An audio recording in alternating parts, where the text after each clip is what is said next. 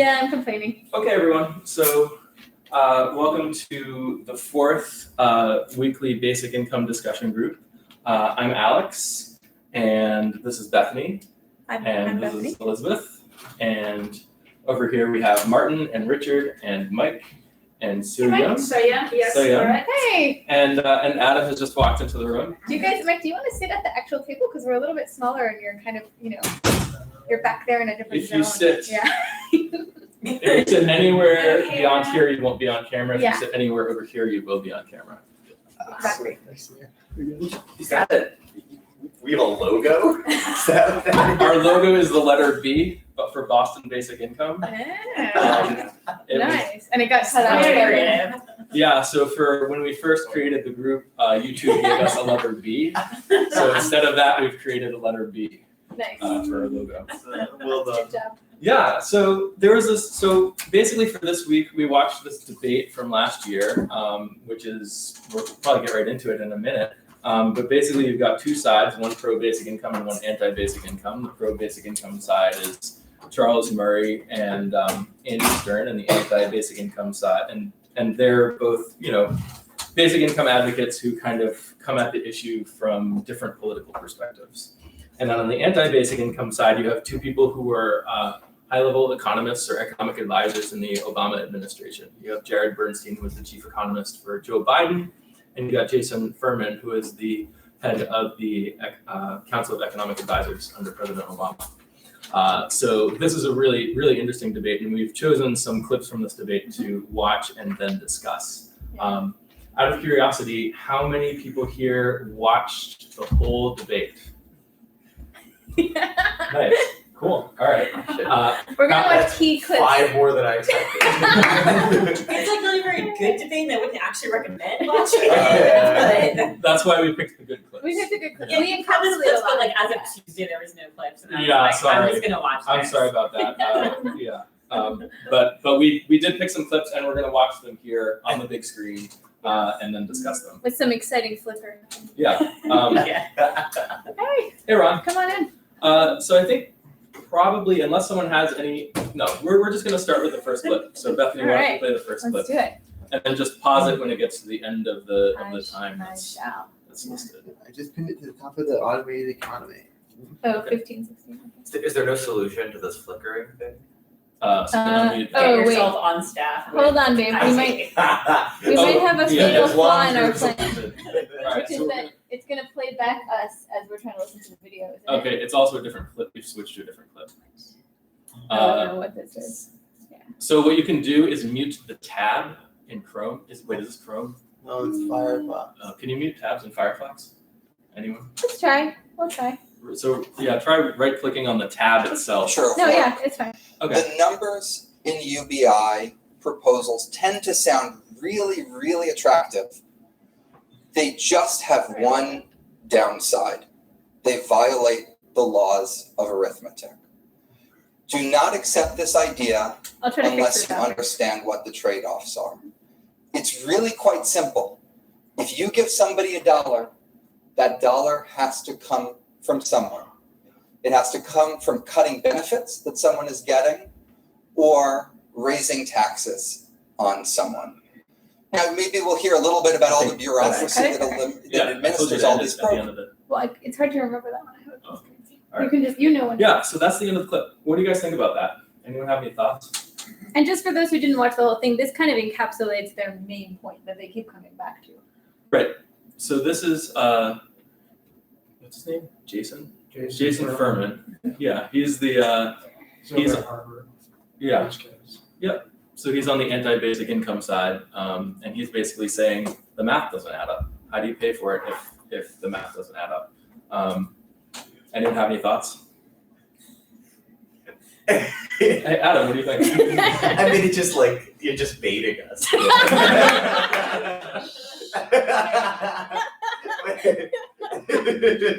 So I guess the question is he right? Is it true that every dollar you spend on basic income has to come from somewhere? And what does he mean by that? We have to gain the money Right. to conduct the basic income. Right. So who is it from is very important. I think because normal people can't pay the more taxes or the money.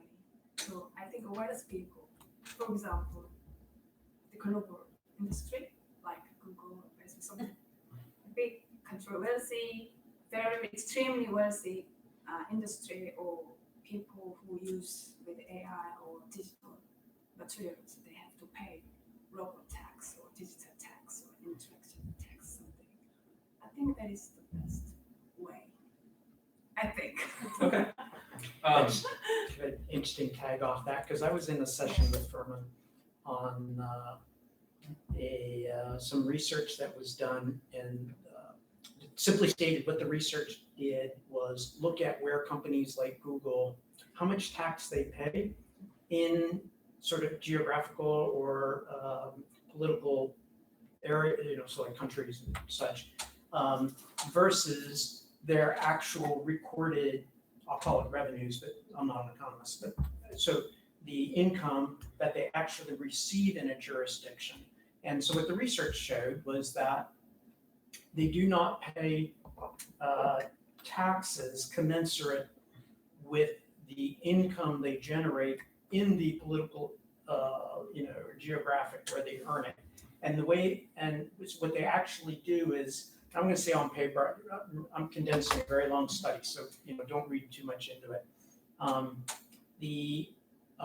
Effectively what they do is they book the profits in political locales that don't tax the way others do.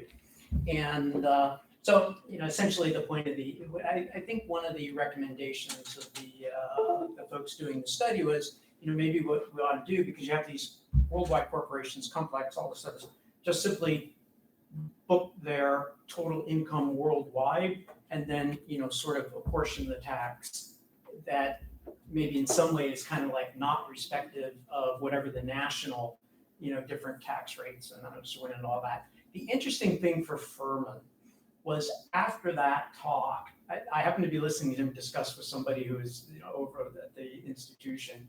I didn't catch all of it, okay? So I'm going to tell you, I caught a couple little tidbits, but I think that there is at least a little bit of a lesson in it, that the gentleman he was speaking with was talking about how in the Obama administration they had made proposals to, if you want to say, deal with or sort of address what this study was actually, if not post-Obama, it's not that long post-Obama, but it's not as though he had access to the study when he did this, but notionally they were sort of, people were thinking about, you've got these companies and they don't seem to pay taxes commensurate with the income that they book, where they book it, and, so they were doing some different things. And Furman said that they had floated a proposal and for the first time ever had gotten this sort of stunning rebuke from the National Security Council. And it's like, wait a minute, National Security Council, we're talking about taxes on corporate taxes. Why is the National Security Council? And the National Security Council had evidently got involved because of the nature of this, where it gets booked and who makes what and all that, that an influencer, I'll just call it that, an influencer on the National Security Council was very unhappy with the prospects for what Furman was proposing, the impact on someone or country that would be considered a national security partner that would take offense. And so as you think about all this stuff, and basic income and all that sort of thing, don't be surprised. There are like lots of hurdles and sort of affected wheels and cogs that are all going on in this sort of thing. And then just to your point, the notion the money presumably does have to come somewhere. I mean, every time you do a tax cut, why do you cut taxes? Because somebody believes you cut taxes, the economy grows. You say trickle down, but I'm just without this sort of political overtones. The notion is you cut taxes, it boosts the economy, that produces more income and or profit, and you're now lower taxes on larger, theoretically, right? Lower time. So anyway, there's always this sort of Ouija board. Right. And it's interesting that you say that, because that's a little bit of a different conception than we have sort of a set pool of money and we're having to take it from here and put it over there, right? So the notion of cutting taxes actually would increase sort of the general productivity is a different perspective. Yeah, presumably. Yeah, I think it's in line with the idea that you take money from somewhere and put it somewhere else. So then you have to kind of weigh where you're taking the money from, and is the hit there worth the benefit that you get in the other place?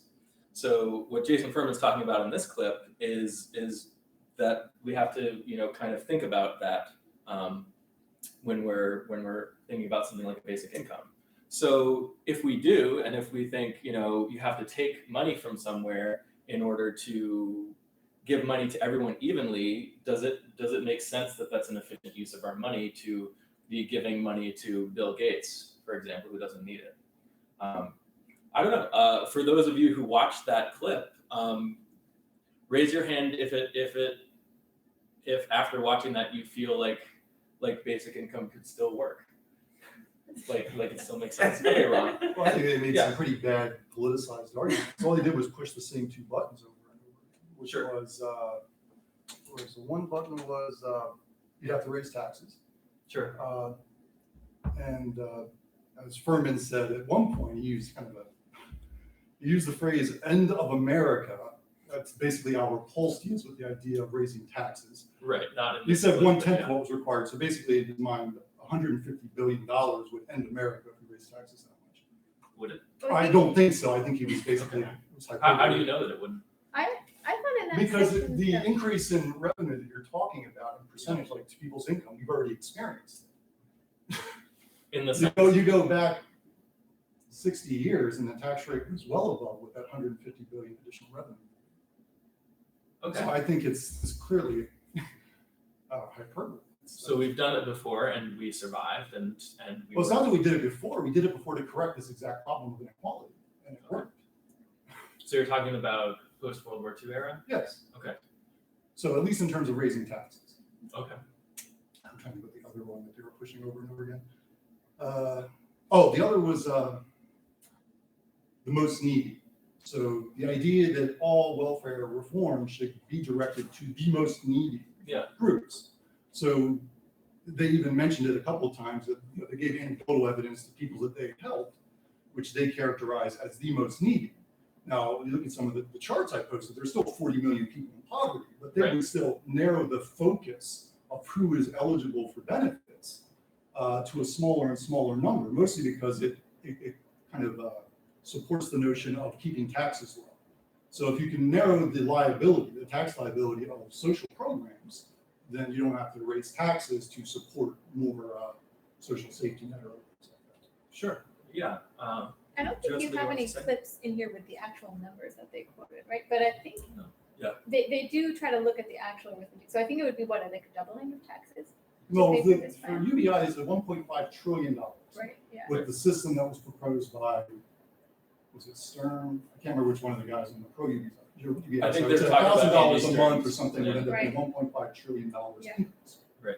And he said 1/10 of that would be the end of America, and I thought that was just I funny thought- because Yeah, I thought he historically said that's just not the case. other people called it the end of America when they tried to propose it or something like that. Yeah, he was I more thought- discussing the Yeah. political realities of Right. if you tried to propose this, then conservatives would say it was the end of America. I don't think he was saying that himself. Oh, okay. Well, I Yeah. don't know. It didn't really clarify whose opinion it was when he said it. Yeah. My yeah, impression, and I could be wrong with that, he was saying, look, even when it was a much smaller tax raise was proposed, opponents, many people, conservatives, said that it would be like the end of America, and it's a tiny fraction of what you would need for this. So that was kind of like his argument, is that it was politically untenable.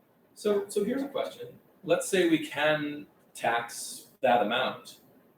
Why should that amount of money be distributed evenly among everyone instead of like targeting it towards the people who really need it? Because means testing, as was brought up by the pro-UBI side, is Right. a complicated bureaucratic process. And it also can be discriminatory. You can ask any person who's supposed to get any kind of welfare back in the 60s that if they were black, they may have been discriminated against by a white person who was doling out the money. So blacks did not get the benefits that whites got early on in that system. Right. So by having a means test, it allows you to take culturally associated behaviors and make them basically push you out of the, I'm not using the right words. They take culturally associated behaviors and that could negate your access to the funds. Take away your. So they can create a discriminatory system with means testing. Yeah, so if you're discriminating, then you're always going to have some kind of bias, and someone's going to get excluded. And they then went after him with, they went after the anti-UBI side for the wonkiest wonk guys, saying that he would be the one deciding who gets help and who doesn't, because you know how all the pieces work and you're going to put it all together. But it's really a lot simpler to not inject your biases, your political biases, or your social biases, or your cultural biases into the distribution of these types of social safety net programs. Well, I certainly agree that it's simpler to just do a basic income, but is it worth the cost? Is it worth all the money that you're giving to areas that don't really need it? Well, I guess the question is whether or not you believe that a 10% poverty rate in the population is an acceptable thing to maintain the stability of our current system of capitalism.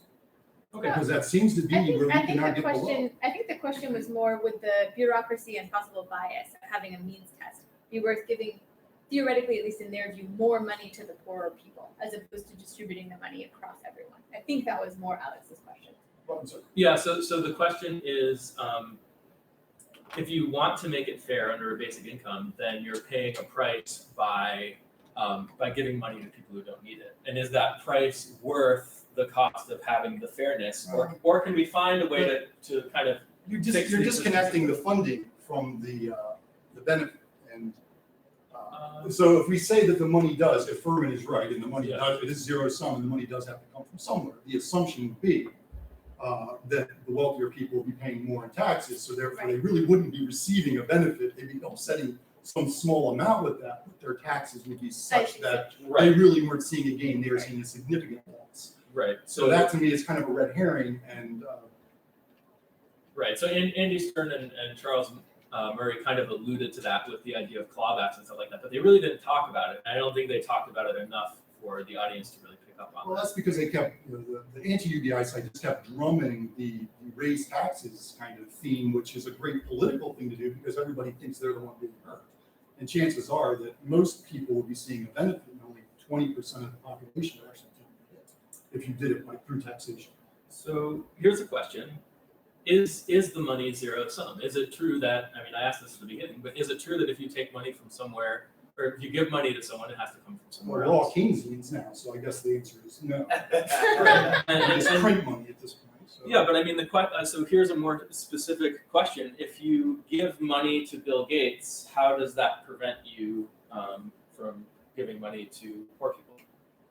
Like, is this even a trade-off we need to be making? Do we even need to be considering? I would see I would see it as kind of a UBI revenue stream coming in through a progressive tax of some kind, or even a flat tax, but it's clearly tilted towards the rich. It's flat, and then being fed back in. So again, you're still saying we're giving money to Bill Gates, but we're not. We're actually taking hundreds of millions of dollars from him if he's making billions of dollars of income. So that small $18,000 he would receive would be a pittance to repay what he put into the system. Right. So you're saying that you'd increase the taxes more. Well, I'm saying that's one way of looking at it. So if we're not going to talk about where the funding comes from, then you can say yes, it's stupid to give Bill Gates money because we're not talking about where the money comes from. So maybe what you're saying is part of the mistake that the anti-UBI side is making is they're assuming that you have some fixed amount of revenue that you're allowed to collect, and then trying to. And they also treat it as if raising taxes would be the worst possible thing you can do. Right. So they say there is no more revenue, so we have to work what we have, as if raising taxes would destroy the economy. So his point might be to just raise taxes another $1,000 a month on Bill Gates. Well, it would be more than $1,000. No. In addition to what they're already assuming you're doing, and then they say, okay, you're giving money back to Bill Gates, so you can't give it to these people. And you would say, well, you can just set the taxes at the level that you want. Right. So you basically say, say we want to give everybody X number of dollars a month. You just you make sure there's a UBI revenue stream that covers that, and then everybody gets that back. But I assure you, Bill Gates is paying quite a bit. That's right. And I think they were not so clear on that. Well, they weren't. Well, they decoupled the cost of the benefit with the benefit. And I think that's ridiculous. I think that was a huge mistake. If you it worked on the crowd loved it. They put 60% support. Oh, I thought you were talking about the pro UBI side. No. The other side decoupled it too because they kept saying that it's wrong to give rich people stuff. Right. as if they weren't, as if somebody wasn't paying for it in the first place. So they also decoupled. Yeah, that makes sense. And I don't think the pro-UBI side decoupled it, because if you look at the expressions on their face as the anti-UBI side, they were like, come on. We know what the money is, it's going to be a funded program if we have it. We're not going to have a program that's not funded. So what you're saying is, where does the funding come from? You know, they even said at one point during the discussion that if we're going to talk about funding the program, let's talk about that. Or if we're going to talk about where the money goes or the impact it has, we can talk about that.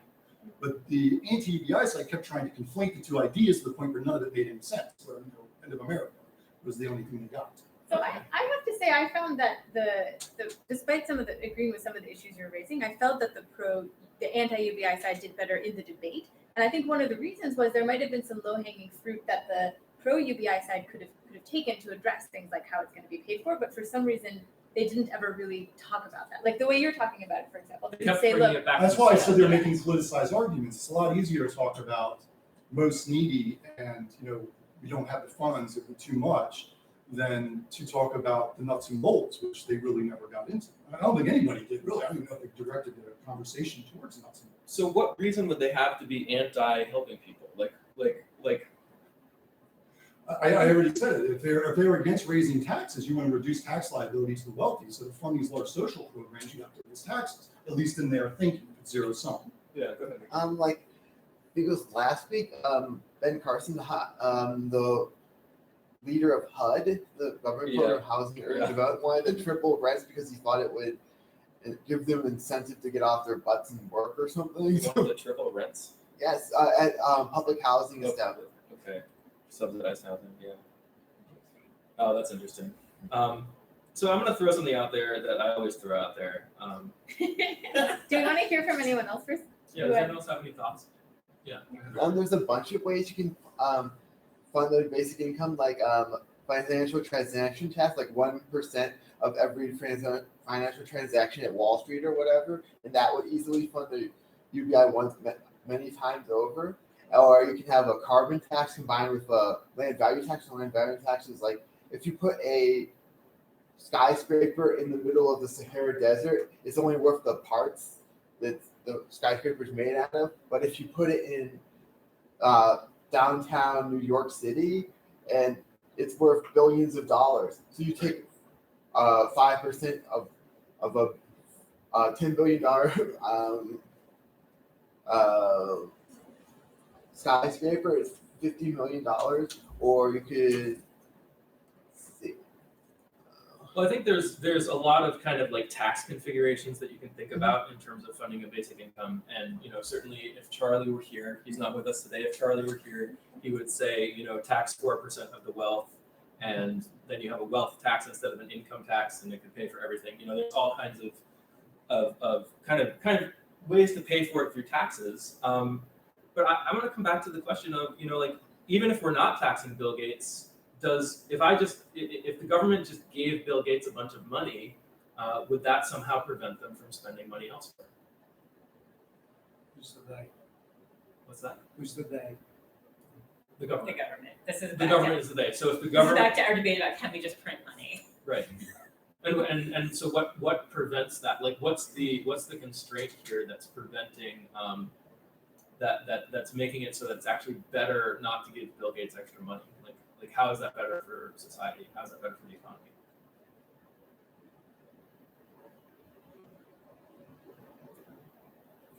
You should just present your view. Yeah. Okay. The lady you keep trying to listen to, so I'm like, right, Yeah, so right, back okay. to like your desire to essentially Okay, print money, because I so- remember this. Okay. I want to note here. I So- want to note that we kind of have a fork here where we could go through more clips. Or No, you could we're gonna present go through more your clips. view, or- Yeah, I want to get to the next clip. So before that, I just want to say, just so everyone knows where I'm coming from, I don't think Jason Furman is correct when he says that every dollar has to come from somewhere. I think that's not how money works. And their entire argument is based on that, and the pro-UBI side never challenges it because I think they probably believe it too. So let's go to the next clip. They probably have in mind something more like what we've been talking about. What Ron's been talking Yeah. There's, as I mentioned before, there's the Roosevelt Foundation said that if you increase provide a UBI for people What does it cost? over the next 43 million? about.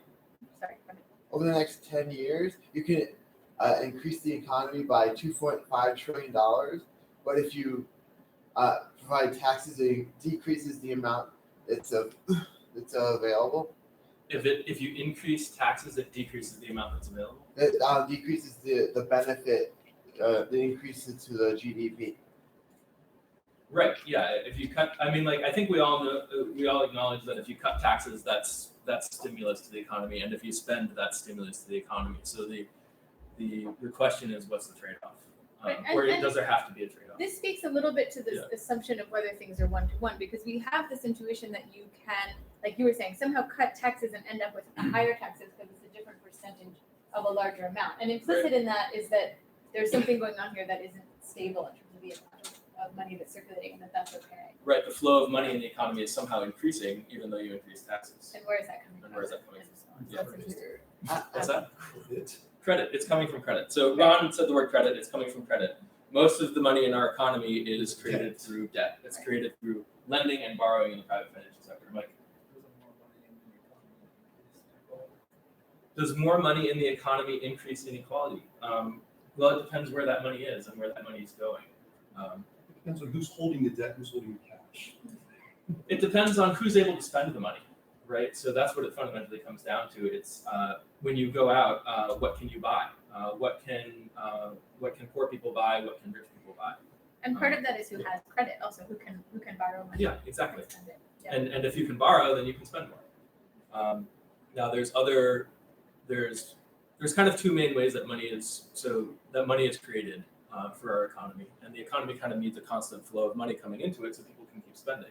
And that can either be through private borrowing in the financial sector, as Ron was pointing out, or it can be through government borrowing. That's kind of the other option. And government borrowing just means spending more money than you take in through taxes. So let's go on to the next clip. People, according to the federal government, are at the federal poverty level. That's about $12,000 a year. $12,000 a year ends poverty for the first time in America. Jason Carter. And $50,000 a year would be even better than $10,000 a year. In fact, our side is going to support $1 million a year and ask you to vote for us and against our opponents. There's nothing more tedious and boring than arithmetic. I used to do it in meetings in the White House. It was not visionary. It's not exciting. It's really boring. But it's really important because it's something we can't change. Okay. It's not synced because I did it over the internet to avoid that jiggle problem. Yeah. You got the idea. Yeah. Okay, so this brings up the question, what is the right amount of a basic income? If we can afford more, why not give people more? And how much can we afford? And how do we know how much we can afford? Like you were talking about last week over a number of weeks, that if you took up the amount of slack in the economy, like how many resources can you use if you have a bunch of unsold cars and you give money to people, they can buy those cars. But if they don't have enough money, they can't buy the cars.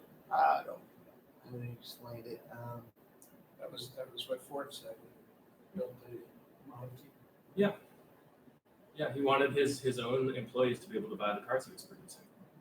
Yeah, and if you have the capacity if the economy has the capacity to produce stuff for people and they can't buy it, then we're leaving resources on the table, and we're leaving potential benefit for people on the table. Into construct. I think, yes, of course. Just in my case, I think about, we know that how much is needed for the life expenses for months. Sure. So I not decided yet, but I think just $2,000 per month is reasonable for the people to live in a month. $2,000. Okay. But extremely big money, huge money. So I think about how we can get that money. Financing is really important. And the second one is how we can maintain the money and then, allocate the money to the people, transparency. Do you understand what it means? So The for example, how do you ensure that it keeps coming? how if the money, the taxes are spent, we have to know that rightly, because the government has a lot of money from the people and the industries, but they can't use it to right things. In New York, and I learned about something from the basic information. Yeah. She said there are a lot of money they plan for the homeless, For the homeless. for Yeah. a lot of money, but a lot of homeless is still in New York and everywhere because they don't spend the right place and the right things. That is a big problem. So the spending is being allocated inappropriately. Yes, so And Trans- by the transparent- homeless person is what you're saying. no, right? just No, that no. is the, No, on for ineffective example, for programs. example. So, finance money is very important for the universal basic income. And the second thing is how we allocate the money to the right person and the right thing. How can I say that? Transparent? Yeah, so Transparently so that you can see Transparent. exactly how it's. So Yes, so that it can yes, be I'm gonna audited. say that. Yeah. Yeah. So that everyone can see how it's. Yes, now I don't understand. Our government can spend the money to right things and right way. I don't know. They have a lot of money, but or just people around me, they can't get some money from it. So that is second important for me. So I think my project will be Yeah. the concept based income with the IT, like encrypted currency, virtual currency. Cryptocurrency? Yeah. Okay. So we know how collected the tax from the industry and the people, and we know how they spend their money from the people. Okay. So you want to use a cryptocurrency to make sure that all of the currency was. Collect the tax from the people and the Yeah. industry, and then the people can use the virtual currency. How is that better than just using a regular currency? We can try. Okay. We can try how they Because you're spend it. concerned how the money gets to the recipient and how the recipient uses it, Yes. or just how the money gets to the recipient? Or you suggesting both? No, what I mean is, so are you concerned, and as I wasn't here the last time, but the time before that, some of, it strikes me that some of what we're really talking about are social issues. It's more than just, a dollar or what's in a checkbook, a little bit. And the idea that, because we have, for example, or what do they call the different cards that people get benefits on, and then you can spend them, but then they change the rules, or then they try to electronically enforce that you can't use the card for alcohol or cigarettes maybe. Yeah, or like in other words, so we're foods or making, diapers, there's so many feelings. right, so it's not just the money, but we're also trying to make social judgments about how that money should be spent. And that's the only part I don't understand, if maybe you're also looking at that issue, It's very similar. or you're just more concerned with integrity of the system so that the taxes that do come in get to the proper recipient, from both. Both. Okay, Yeah. good. So I thought maybe $2,000 per month for people is reasonable in Korea, my country. Then I'm thinking how we can get. So a fourth industrial revolution era will be AI and digital and robot. Everything will replace the human's jobs. So every country has unemployment of people or roles, my country as well. So I started the fourth industrial revolution since 3 years ago. So 2015. Okay. And then I found out something, how people can live without working and earn money.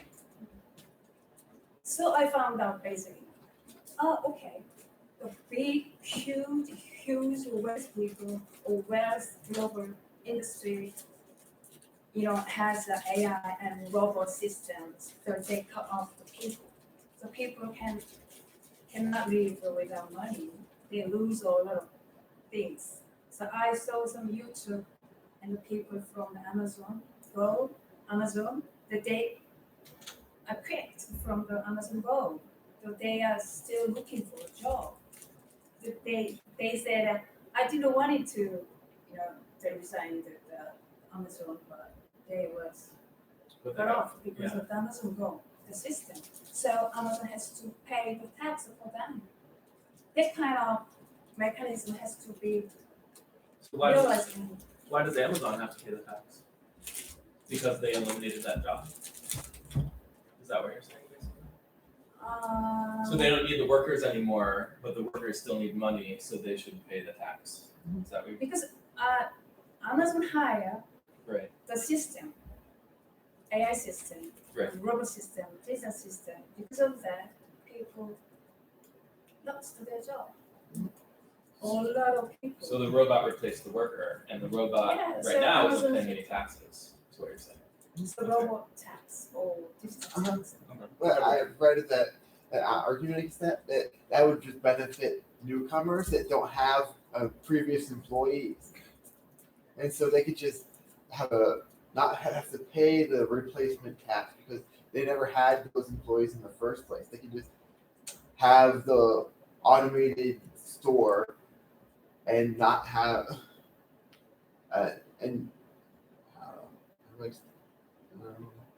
they never had those employees, so they can have the automated checkout or whatever, Yes, yes. and never have to pay that tax. So you're saying if So it was that's why- based on employees laid off, then it would clearly be unfair to newcomers have an unfair advantage because Yes, they've yes. never had any. They never had employees in To the lay first off. place. Yeah. But I imagine you could have a more general version where you're simply imagining that the productivity is still happening, right, with the automation, and Yeah. so somehow that money is still being produced, but it needs to be redistributed in some way. So you could just have higher corporate taxes across the board, or higher taxes in some way across the board. Might be kind of the same idea in terms of dealing with the change, but without the distortion in the market that you're talking about. Yeah, I would. Also, I have Yeah, go ahead. Yeah. Also, why Amazon has to pay the tax more for the people? Yeah. Because they created, produce the goods and services, everything. We have to buy something, use something. We have the money for this. If we don't use that service, if we don't buy the goods, Amazon will be gone too. So Right. that's why it's this Right, so economic that's a really good point that we were talking about other times too, Yes, which is it's that it's really- not zero sum because the companies themselves are not going to be very successful if people don't have any money to spend at them, right? Yep. Absolutely. If people don't have any money to spend, then you don't have a business. It's not like, yeah. But it still comes back to the question of so I'm not sure about a robot tax, and I kind of, it's similar to how Richard is thinking about it. There are a lot of companies that produce a lot of stuff that don't necessarily use a lot of labor, and the amount of labor you use is kind of, we can think of labor as one resource that goes into production, and the amount of labor you use doesn't necessarily correspond exactly with how much value you produce. And there are some industries that never really employ that many people, and they're making a lot of money. And then there are some that right now are employing a lot of people, and then they could automate away a lot of those jobs. And then they'll be just like those other industries that are producing a lot of stuff, but maybe not employing a lot of people. So it doesn't make sense to me that we would target specific companies or tax tax automation or something like that. An extreme example might be that Yeah. farming was most people at one time. Right. Does that mean that we should tax a ton on the farmers, for example, because they used to take so much labor? And now Right. they Should don't? we go back in time and say, 200 years ago, everyone used to be doing this and they're not anymore. Therefore, we should be taxing, the agriculture industry because they're so efficient. And I'm not sure. A far more recent example Yeah. is within the past few years, longshoremen, the people who put the cargo crates onto and off of ships, they have heavily automated their industry, and so Yes. you could make an argument that the shipping companies should have to pay for an extra tax because they replaced all those longshoremen. But there's something Right. deeply wrong in all of this, in the sense that you would think that we would, as a society, want to make it such that technology is beneficial. That things Right. that make people have to do less work are good things. and that companies are incentivized to increase the degree to which people have to do less work, right? And yet all of these things are sort of these disincentives for making the world a better place, and we don't necessarily want to do that. And the reason we're tempted to do that is because people are getting their money through work, right? But nevertheless, all of us are at least somewhat open to other opportunities. But I just want to point out that it seems like a really big problem if you're going down the rabbit hole of like, well, let's try to disincentivize companies from again making. I think that's a really, really good point. If we're using technology to make everything more efficient and to make it so people don't have to work as much and we don't have to use as many resources, why do we want to punish that? Because that's what taxation does. Taxing the robots is punishing having robots. There's a reason why we have robots is to make everything more efficient. So Elon Musk says as well, robot tax is a medium for you to basic income. He says He says it's a good idea. He says it's a good idea. Okay. Robot tax is. I don't agree with him. Yeah. Anyway. Yeah. I don't know. That's You can imagine taxing the whole economy, but if you target something, you're providing a disincentive, and so you're basically providing an incentive to make people do work that they don't need to do. Isn't there something in the news here recently that's exactly happening to Amazon? What is the city, Seattle? Somebody's Seattle. putting an employee head tax on Amazon. Right. I Right. don't remember And those it's a specifics. great point that this is not a thing that hasn't happened. So things like tariffs already do this, right? So we Right. make goods more expensive for everyone in order to have our own people have to do the hard work of producing those goods. We already do that, right? And so there's a lot of this inefficiency built in. And if you think globally, it's very inefficient because it's working against resources coming from the most efficient places and comparative advantages operating and all of these kinds of things. So it's not a new thing, right? It's already a thing that's going on. But at least in my view, it's an unfortunate thing, and we should maybe try to find a way around it rather than continue it or reinforce Can it. I propose a little thought experiment? Yeah. I'm just curious what people think. So, kid calls down to the basement. Dad, would you please come up for dinner? Mom says dinner's on the table. So I wait. Dad, come up for dinner. Dad finally comes up, right? Sits down at the table, and kid says, Dad, every night you come home from work, you're down in the basement. What are you doing? What are you doing? Dad, every night you're down in the basement. So I'm working on a special project. What special project, Dad? Every night, come on. If you miss my baseball game, what is this? And then they look back over at the basement door, and there's somebody who looks strikingly like the dad. And the guy at the door says, what's sitting at the table, that's the project I've been working on. And here's what I'm going to do. Oh, scary. I'm going to send him to my job every day, and he's going to do my job for me. And because he's an android, I'm actually going to get him a night job too. All I need is an hour to charge his batteries every day. We're going to be making a lot more money because we're going to get the benefit of 2 jobs, and I'm not going to work anymore.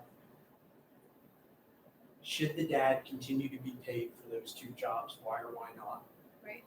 In what capitalist system is this happening? Is this like It's in just our- a thought experiment. It's a thought experiment. Like should he be like matter? Because like in like this current toxic capitalist system that we live in, it's like fine, sure, let's reward you. Like lots of shittier people are getting rewarded, but like in a UBI system, it feels like weird to be like, well, okay, if we're gonna like, you shouldn't be able to profit off of like machine labor in quite that same way if everyone has like enough to live on. Like that feels unethical in a way that like cheating a toxic system that like profits off of that like extracts your labor and exploits you like feels less unethical to So, me. but just to humor me, should it's actually an android, but should that family continue to receive the income from the dad's job? Because at work, they don't know. They have no idea this is not dad, that it's an android. Plus the benefit of working the night job. Would that be somehow socially, morally, ethically permissible if that dad invented that android and started sending android to work for him? So let's take it to a vote. Yeah, good idea. So first we're gonna vote, and then Can I ask one more question before we vote? Yeah. Is there deception involved, or is he explaining that he has this android to the company? To the company? He's No, not telling the company. He's not. There's no deception because it's going to be him. Right? And then there's a follow-up question that I'll ask you after we All right. make the Go vote. ahead, Richard. There's actually a real example of this. There was a guy who he just sat at in his IT company. He wrote a script. He outsourced his job to someone in China and just paid them like $10 an hour okay. that, and instead he got $50 or $100 an hour instead. Right. Yeah. There's these like kinds of capitalism stories. is so toxic. Yeah. There's these stories, and then like people like writing scripts that automate all the tasks they do, and they just like come in and like check to make sure the script is running and that kind of stuff. Yeah. So let's take Martin's question to a vote. Oh wait, sorry. I'll play this after. There's a Simpsons thing where he does it. So basically the same idea. Oh, okay. All right. So let's take it to a vote. Is it right? Why don't you ask the question? So the question is, yes or no? The family should, I would say the dad, should continue to receive his income, sending his Android in place of himself, and the additional income of a night job that he now sends his Android to. Yes or no?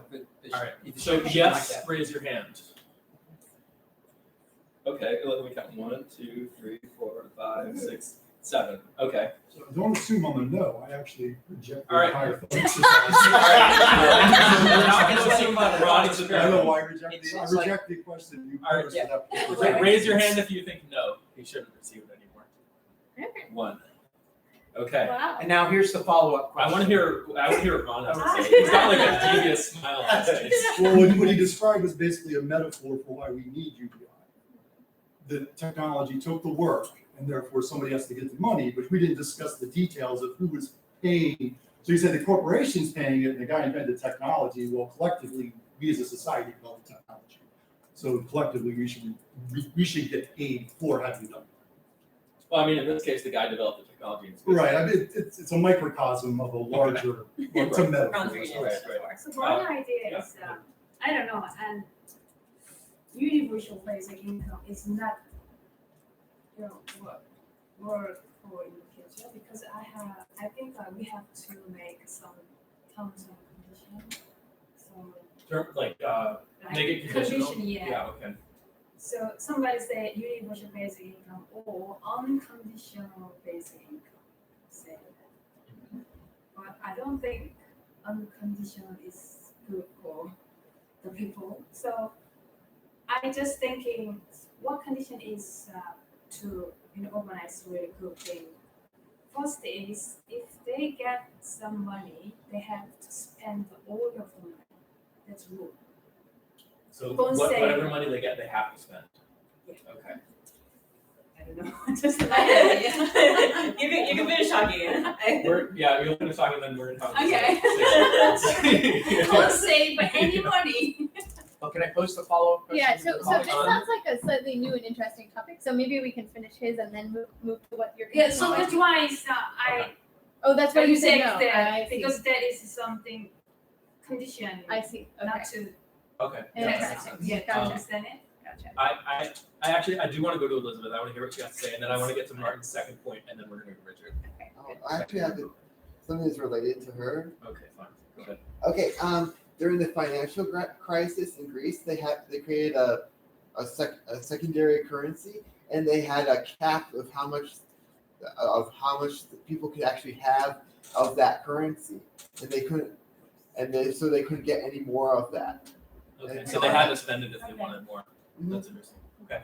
So what do you think, Elizabeth? Well, the idea that you have to spend all of it seems incredibly toxic and self-defeating. That like one of the problems of poverty is like how expensive it is to be poor, that you can't save any money, like you can't like make large purchases because you never have enough money, you don't have any credit, like you can't buy a house, and so to say, oh, we're going to give you this money, but in order to prove that you deserve it, you have to spend all of it. Means that people are still living essentially paycheck to paycheck, even if the paycheck is now like a grant from the government, and means people are never going to be able to get ahead. It's like, oh, well, you didn't spend all of the $2,000, so clearly you don't need it. It's like, well, what if I was saving some of it because I would like to purchase something in the future that costs $5,000? So, like, you're just, yeah. Yeah, I think that's exactly right. I think say by forcing people to spend the money, you're not allowing them to. You're basically keeping them in this state. Like they can't ever build for the future. Yeah, I understand it. It's a good idea to save money for their future or plan something to do. So But I told you about economic cycle. yeah. If everybody saves their money, Yeah. the economy is destroyed. So Well, it depends. maybe 80% we have to spend something, so we have to make some, Couldn't you, conditions. couldn't you just increase the amount to account for the savings? If you want a certain flow in the economy, can't you just raise the amount to account for Right, the average savings? Right, and just to add to that, so the money that people are saving, the problem you're saying is that they're Yeah. saving the money, so it's not in the economy anymore. So why can't we just print money to replace the money that's not in the economy anymore? What's the problem with that? Because if the money has left the economy, then there's room for more money to flow in, right? Because we have to live together in this economy. Okay, we have to live together. Yes. So what is? I mean, I think in the future, we have to spend all the money we get, so and to get some money next month. Why do we have to spend money in order to get money next month?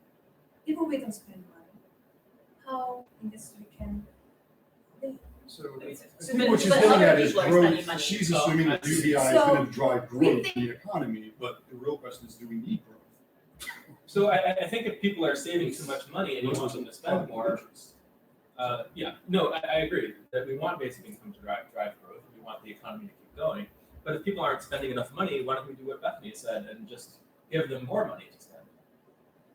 Like if they really want to save some amount of money, just keep giving them more money until they start spending the amount you want them to spend, right? Why not?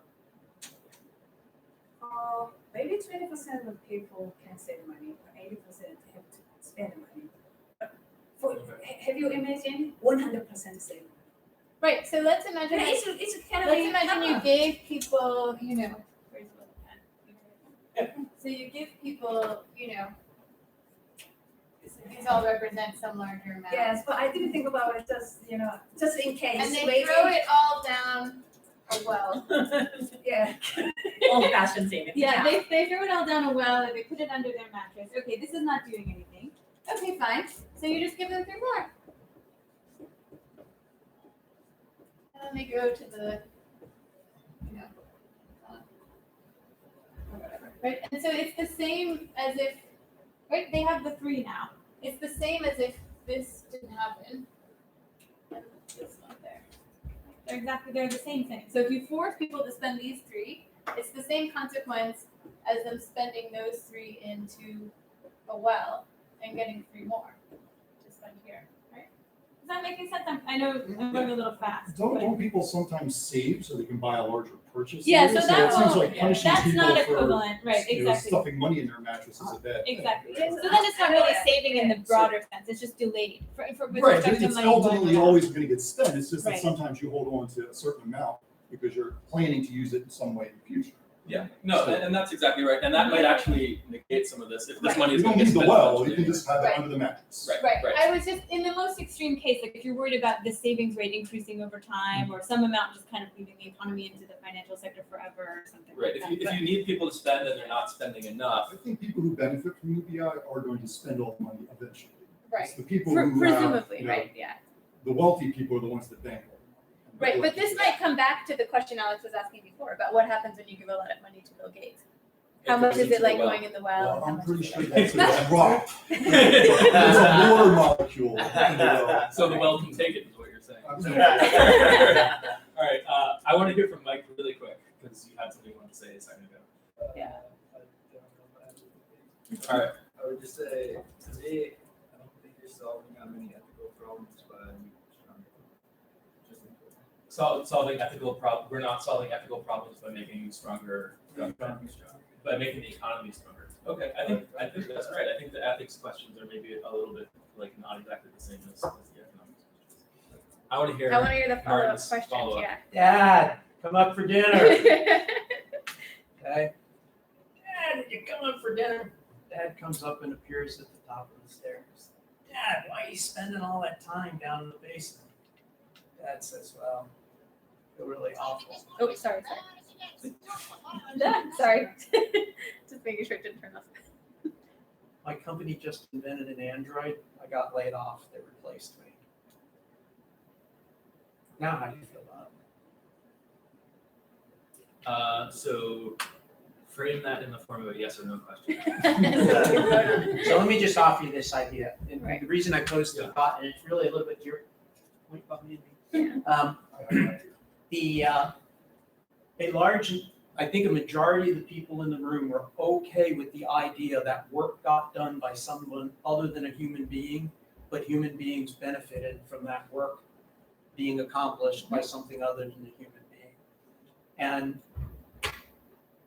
that is not the way I believe, I'm going to speak for myself, I don't believe that the concept of work, employment, viable employment, worthwhile, whatever, we don't think of work as something that gets done by something other than humans, but humans just benefit. In a way, maybe, the capitalists from new labor, whatever. But my point is simply, we may need a paradigm shift, so to speak, of what we think work is. Right. So And why you should give people money, right? And is it because they've done particular work or whatever, right? Somewhat this notion of money only comes from, I'll say work, because I don't want to use the word labor, because now we're really talking different. It's just that conceptually that society could thrive with a bit of a different perspective of what is work and how does work decide where one fits in that society at some sort of socioeconomic level. But that's also to Matthew's point about how we say that that you're sort of only allowed to get money in exchange for work. That I get that there's a sort of weekend paradigm shift about where you fit into work, and we could have lots of really interesting non-capitalist conversations about emotional labor and community building and stuff. But almost a simpler paradigm shift is okay, what if everyone just gets money to live and thrive on, and it doesn't have to be tied to I'm a contributing member of society, I'm whether it's I'm building a robot or I'm managing the robot company, but decoupling that from work. So I want to take Which is what my thought experiment is. I would at least allow one to sort of think in that direction. So I want to take this to a vote again. So the question is going to be, A, you think it's okay that this guy had a job before and now he's not getting paid anymore? B, you think it's not okay that the company did this? Wait, I don't understand this at all. A, you There's think so many things that could be good or bad. so many things that could be good or see bad. the current system. Wait, is this his thought in his thought? In his thought, and in Martin's thought Are experiment. you asking on the whole, would I prefer him to be paid, or on the or do I think it was an okay thing for the company to do to fire him? Yeah, thanks, Adam. I'm not. Remove his lay him livelihood off, as which- well. sure, Lay him off, just yeah. the way we would do it today. Yeah. Is the company at blame? Is that what you're saying? Obviously, I prefer. Is the company because to it's blame? really the blame is on the capitalist system here. Is the government to blame? I would say in this, Is it I don't know, just is bad? maybe we can't turn this into a vote, and that's why you. Yeah, we're all oh, you're no longer getting paid, your family has no income, that seems bad. That definitely seems bad. I think we would. I think we all agree that it's bad that his family has no income. Is it bad that he has no income from this job anymore, or is what the employer did bad? Do we feel like he did something bad to him? A, if you think the answer is no, well, raise your hand if you think the answer is no. The company did not do something bad. Okay, raise your hand. Assume that he got all the normal So that was one, two, three, benefits that he four, would get five, today six. being laid off. Yeah. So that was also 6, but it was a different 6, it was overlapping, but different 6 people from before. So Yeah. raise your hand if you think it was not okay that the company did this. one, but it was a different one. Yeah. I love that there's such a diversity of opinions here. Yeah. And then standing on the ground, it's complicated. It's like, well, okay, Yeah. like in a capitalist system, like yes, corporations are incentivized, like okay, you're maximizing your profit, and so like it's hard to say like, well, that's bad because like that's what the whole system is designed for. But it's also like, well, okay, you're laying off people, and like that feels bad, and so it was really complicated. Like, well, you did like a bad thing or not, and I'm like, well, the whole system is really poisoned. So I think for the purpose of debate, we can assume that we're living in a capitalist system in the sense that there are private owners of means of production, et cetera, et cetera. We don't need to necessarily qualify it every time we make a point. Well, in a capitalist thing. So I just maybe that might help streamline the conversation a little bit more. So I want to see this Simpsons clip. Yeah, I think this is the right part of the clip. Let's see. Hey, Homer. You promised Mom you wouldn't wear a dress outside. Nuts to that. I'm going to the movie. Shouldn't you be working? You got someone to cover for me. He brings the bird to do his job. One for Hog, please. Oh, gee. I work harder than ever before. And show the world overweight people are undisciplined, lazy, and irresponsible. All right, I think that's enough. What happened to my bird? Oh, okay. All right. That's important. Let's. Why don't we watch the next clip from the debate? Oh, I thought you were going to say the next one. No. You get rid of every income support program outside of Social Security. That is enough for a UBI of $1,500 a person. So now that family we heard about before, working so hard at the minimum wage, instead of making $28,000 a year, they're making $31,000 a year. Does that sound as exciting to you? Actually, it's a bit worse than that, because at $28,000 a year, they're actually getting a decent amount now in terms of nutritional assistance, housing vouchers, and the like. They would lose that. With the money saved from losing that, going to pay someone at $50,000, $100,000, $1 million, $10 million a year. Okay, if we got additional revenue, there's a lot of places to invest it. I wrote the time. I don't know when the clip's in. No, I thought wrote you the would times down. So But I can't be looking at both at the same time. You can't They're just on my look at it as a computer. time. It's on a different page. Okay, I was assuming you'd be clicking the links from that page. I am. Yeah. Okay. So you look at the time and then you. And then the I link. remember. Okay. Okay. Yeah. It's pretty straightforward. I thought you would know exactly what they're cutting. I have no idea. Oh, okay. Yeah. I mean, that's why I wrote them down. Yeah. Fair. Good. Okay. I think Okay. we got you through about what you were thinking then. Yeah. So this comes back to the point of, really the way they kind of paint the picture there is that These times don't line up, babe. That's why I was having trouble. they don't. 46:18. Oh yeah, no, they do. They do. Okay. Sorry. I got it. Yeah. So this comes back to right. So they paint a picture of just a tiny proportion of people are the ones who are kind of benefiting from the basic income, and then it's like a large number of people are receiving this money that's not really providing them that much benefit, and maybe they're not already poor and stuff like that. I think we've already covered this with the idea that these people will be paying higher taxes anyway to kind of balance it out. Right. Just to explain that they also get to take on the particular plan that was proposed by their opponents, which involves cutting a lot of benefits and involves a certain scheme of like money and so on. So they're Right. taking on something specific that may not be the way that people in this room would pay for it. So that's part of what's going on here. That's also a really good point, and I'm going to go on the record saying that I think Andy Stern's plan and Charles Murray's plans are probably not a great idea in terms of how they want to kind of cut benefits to a lot of programs and use that kind of from the basic income. And they point out Yeah. in this clip that doesn't fund all that much of it. Right, and it already doesn't fund that much. Yeah. Does anyone else have any thoughts about this? It kind of relates to some discussion from earlier. You know how Finland basically income students. Finland, It's yeah. been doing? Do you know that? It's been what? Finland basically. Yes, they're about halfway They've through. been 1 year, already 1 year. that they've- Yes. Yeah, and then some newspaper says it is failed. But I don't think it's failed, but I don't know. No, yeah. So Finland has a basic income experiment. It's a 2-year experiment. They've been going for 1 year. Oh, a year and a Yes, half yeah. now. Or a year and a half, or maybe Yeah, just a little under a year and a half. They're going to finish out the 2 years. I think they've made a decision. This year they're going to finish it out. I think they've made a decision not to do any further basic income experiments at this time, but they're still doing this experiment, and it hasn't succeeded or failed yet. They're still finishing it up, and they got to collect the data and analyze it and all of that. Yeah. Yeah. So Finland's thing is just they want to cover the whole welfare system by universal basic income. Yep. I think that is a good idea for me. So this is my idea.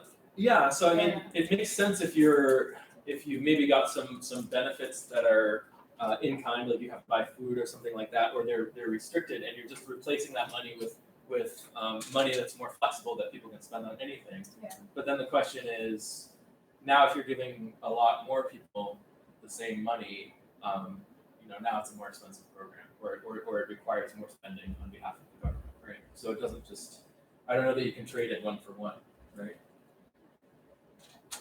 So that's something. Very narrow issue. Yeah. Want to watch another clip? Okay.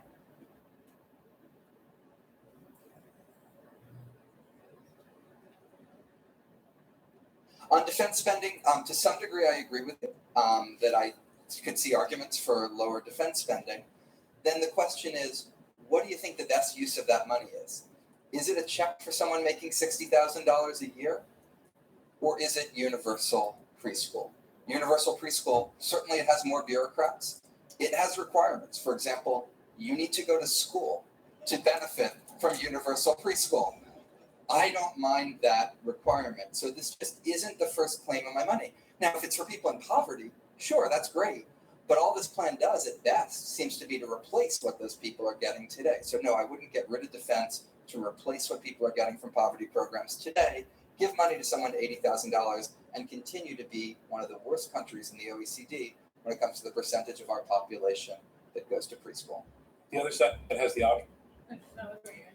Yeah, so this is an interesting point because he's taking out the element of rich people are going to pay more taxes, and he's just kind of got this, and we talked about this last week a little bit, or maybe a couple weeks ago. Elizabeth brought this up. Yeah. Because I always want to cut defense spending. Elizabeth always wants to cut defense spending. So if we cut defense spending and that's how we're getting our money, what's the best way to spend that money? Is it on a maybe that's great and we've got some extra money to spend, but is the best way to spend it on a basic income? Or are we going to get more bang for our buck if we target it in specific ways? What do you think? Is that a question to me? It's a question to everyone. I'm irritated by the premise of it's well, fine, let's fund basic income, and universal pre-K. There's a lot of defense spending. But I also feel like that to say okay, people living in dire poverty now, which is not getting addressed by anything, giving them money so they don't die feels worth it to me to be okay, yes, we're giving some more money to rich people and that's going to get absorbed, whatever, the ethical good that happens of being okay, children are no longer dying of starvation. It feels okay, yeah, I'm willing to let some rich people have some extra, $2,000 a month. And so what would be the argument? So these guys would probably push back on the right and say, we also want to do that, but we just want to be able to afford to do more of it by not also giving it to wealthy people. So maybe they would say, we want to cover all of the poor people, we just want to have some kind of means test or something like that. Yeah. What would you say back to that? If you're really concerned about wealthy people, fine, means test would be man, if you don't already make $1 million a year, you don't get this UBI. There's not a lot of people who aren't going to have a substantial material benefit from an extra $2,000. But whether that's now I can pay off some of my student debt, a lot of, for the vast majority of people, that money is going to go back into the economy, either immediately or in a delayed, I'm saving them to buy a house kind of thing. Yeah. So fine, if you're really worried about the Bill Gates is fine, put have $1 million, but for most people that's really going to be a meaningful amount in their lives. And that's what the pro side talks a little bit about. Moderate income people also benefiting. Yeah. What do you think, Adam?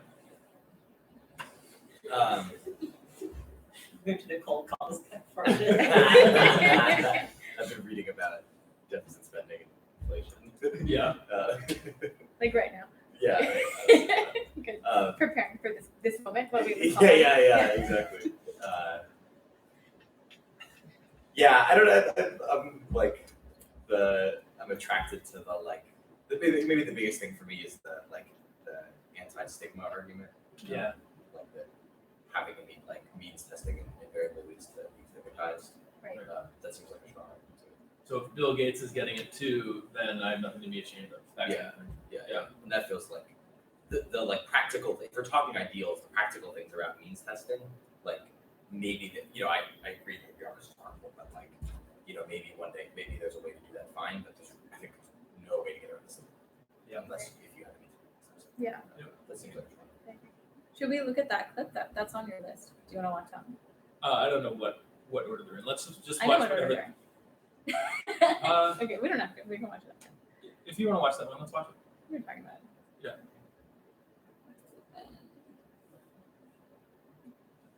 Because that's one of their big arguments on this side. Yeah. I don't think that Jason and Jared have gotten our core point, which is, you don't want to give money to people who don't need it, so we'll have means-tested programs, which is what we have now. And you end up with this bureaucratic, no, it's not that it's so expensive. That's not the problem with bureaucracy. The people in this audience probably mostly have to deal with the government in terms of doing the DMV. And when the IRS tells you owe them an additional $855, and it is irritating and problematic to do it. Imagine that you are living your life supplicating bureaucrats. Okay, get bits and pieces of this and that and the other thing, and you can have a life where you actually have cash that you can decide how to use on your own at the basis of the universal basic income for the future. I think that both Andy and I are saying that it's time to free the serfs, that the serfs are getting all sorts of benefits. We want to make them into independent people. Charles, I want to. So that was the end of that clip.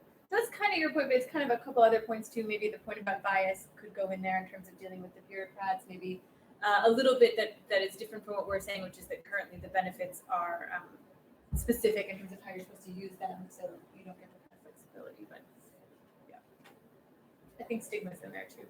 Yeah.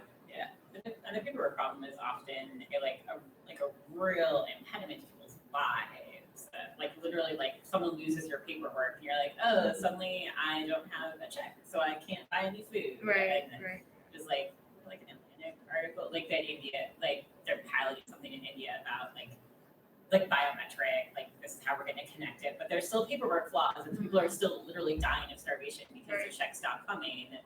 And it's like, well, where is the bureaucratic office I'm supposed to go to? You stand in line for days. Yeah, and, right. If you do have, certain sort of like gainful employment that's pulling you out of work, like, if you have children that you're trying to take care of, it's like, all right, cool, I'm definitely going to bring my toddler to stand in line. That's really going to work out well for everyone. Yeah, that's right.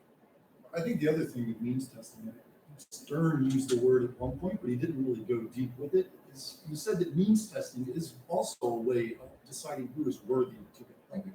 Yeah. And he said that word and he immediately shut up afterwards, like he was afraid to pursue that particular line of reasoning. But I agree with that. When you have means testing, you're really teasing out who's worthy of getting a benefit and who's not. Yeah. Regardless of their state of poverty, we're actually looking for particular measures that they have to live up to get the money. Yeah. Yeah, that's right. And I guess you could imagine a different system that would be simply income based or something like that. That's currently not what we have at all. But you could imagine that and still ask this question of like, would you use that or would you not, right? No, I agree that the idea of dignity is an important part of it. And that was the word that was used earlier too. I think also us.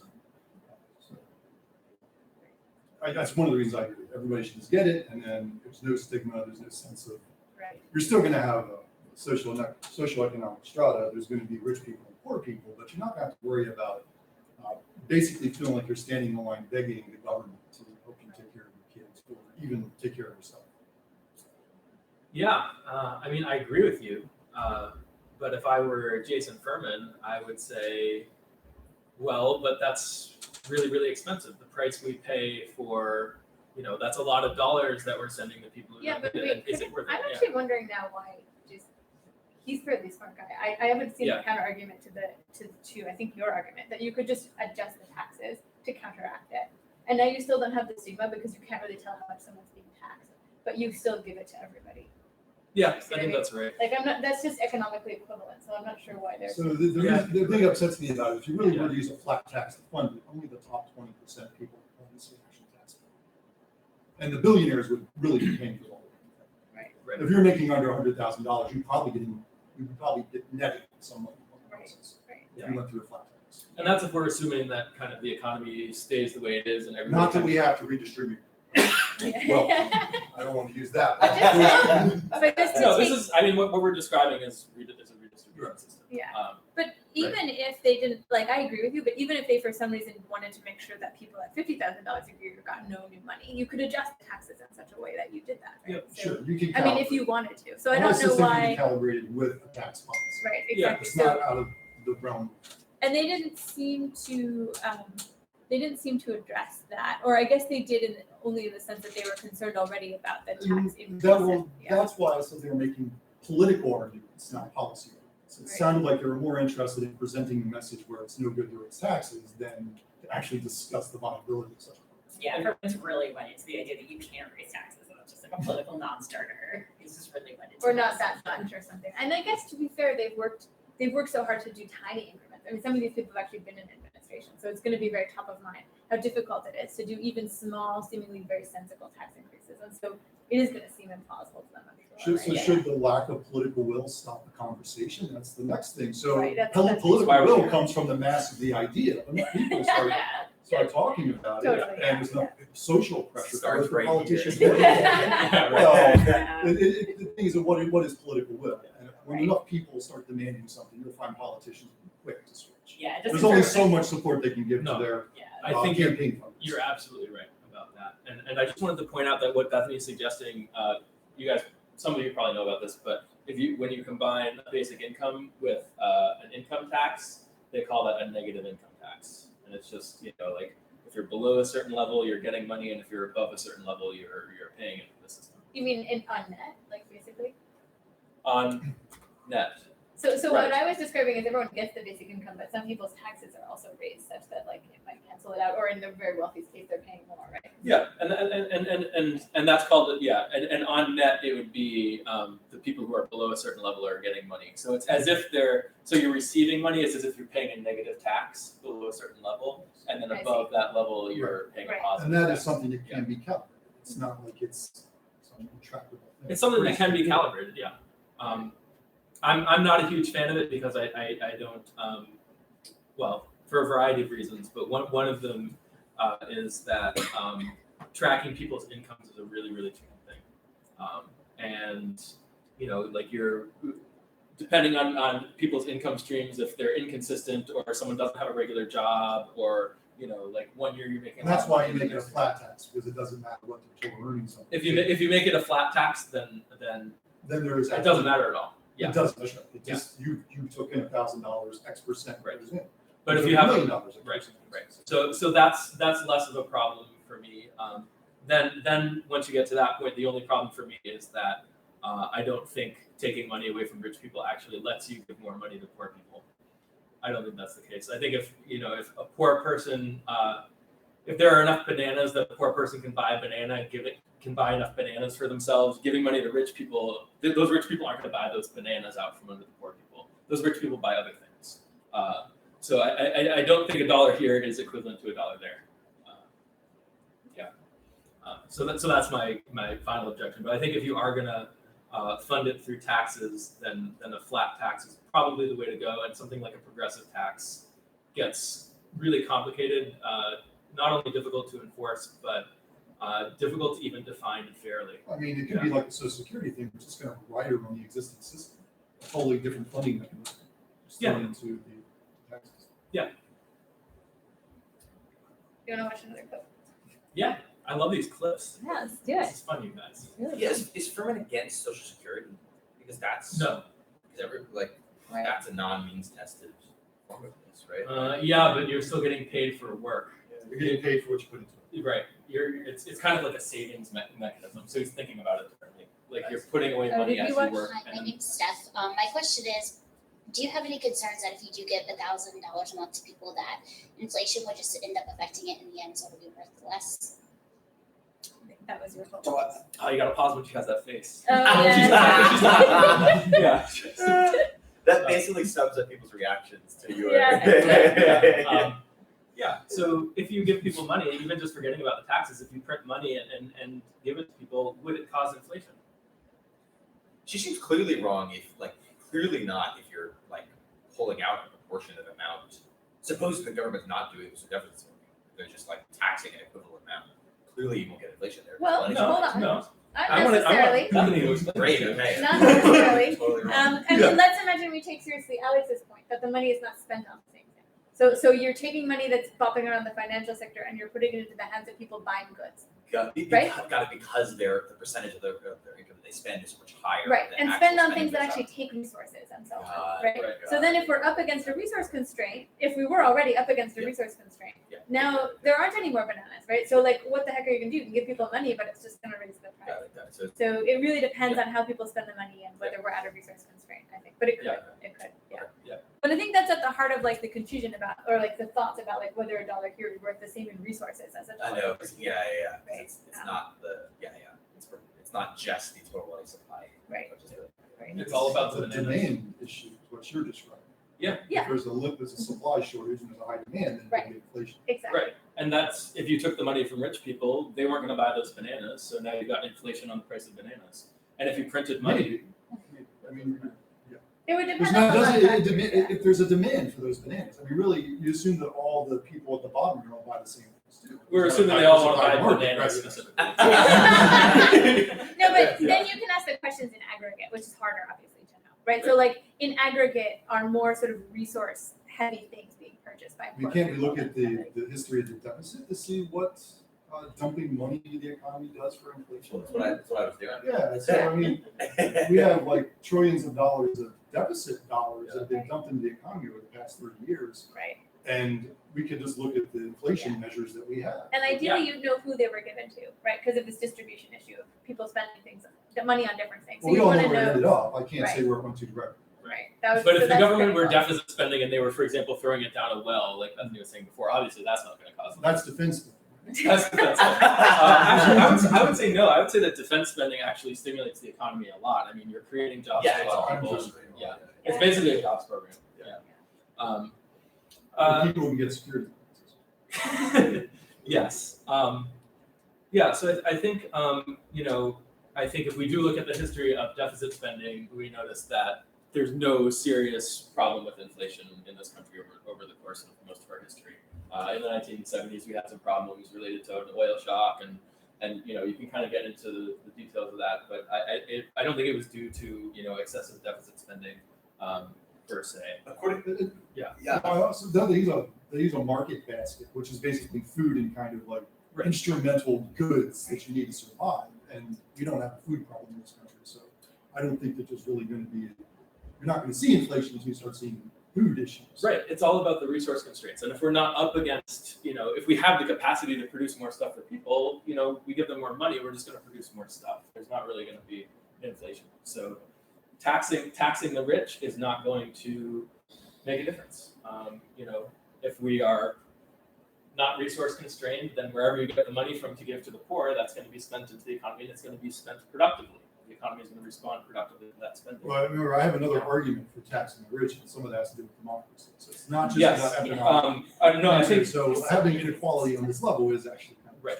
No, and I agree with you. So I think inequality has a problem in terms of the power of money to influence politics.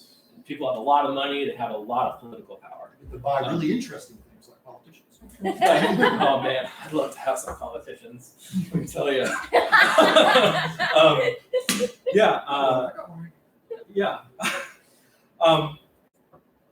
So I think that's right, and I think it's important when looking at the issue of inequality to kind of separate that out from the poverty problem. And one could argue, that politicians have this political power and they use that political power to keep poor people poor. But I think where that logic kind of breaks down is that I don't think rich people have much of an incentive to keep people poor. I don't think they benefit from poor people being poor.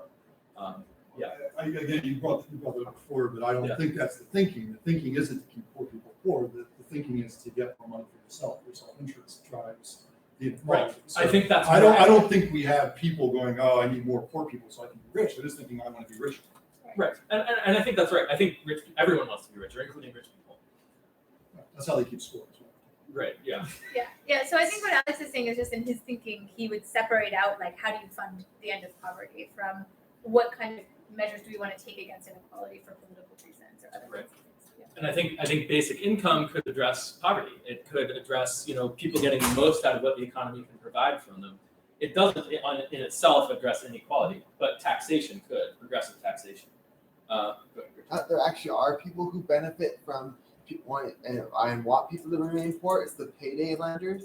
There are specific industries for sure. Yeah. Always a niche. Yeah. And social workers, right? They're out of a job. But there are also a lot of they could transition much more easily though, because they can transition to all of the other social issues like mental health and these kinds of things, which won't be fully addressed. Payday lenders can transition to other jobs that involve. She's talking about social work. No, but I guess I forget what I was Their point was that social work is like an ethical thing that like maybe people could still do. No, what was my point? No, my point was there are also companies like Amazon or whatever that benefit from people having more money to spend. So it kind of depends on the industry, and probably in aggregate, wealthy people would actually, I've wondered if there would even become more income inequality if you had a basic income. Like you're just giving people more money to spend, which is ultimately going to filter. Yeah, so that's why I was saying about the deficit. We know where all the money went. We don't know where we got initially, but we know where it ended up. Yeah, and that's the natural flow of money in the economy. So if you're worried about inequality, you do need to tax or something like that, because it's just the natural flow into the top. Right.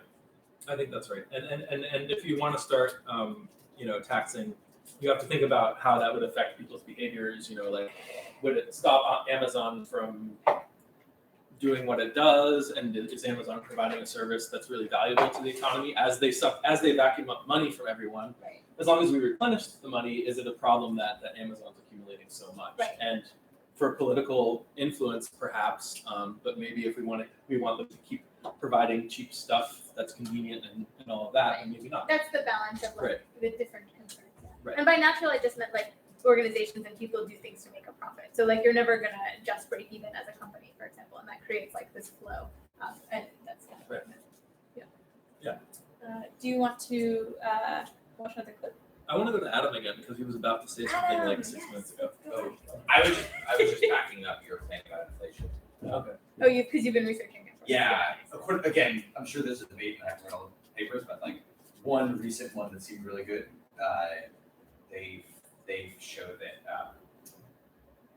there's a branch between developed and developing economies, and in developed economies, you basically can't find any robust correlation between magnitude of deficit spending and inflation.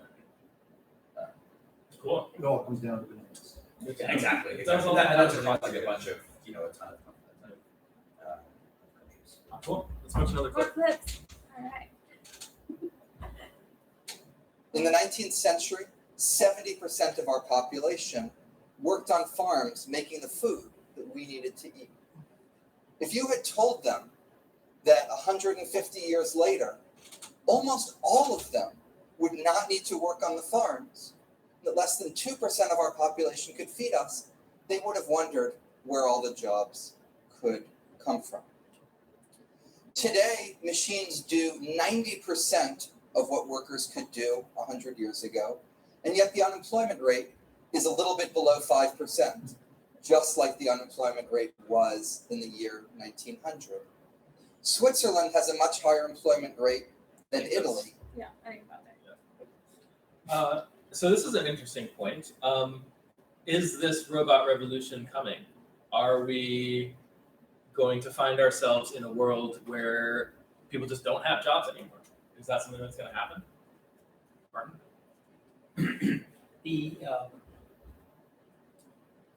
Predicting the future can be really hard, especially if it hasn't happened yet.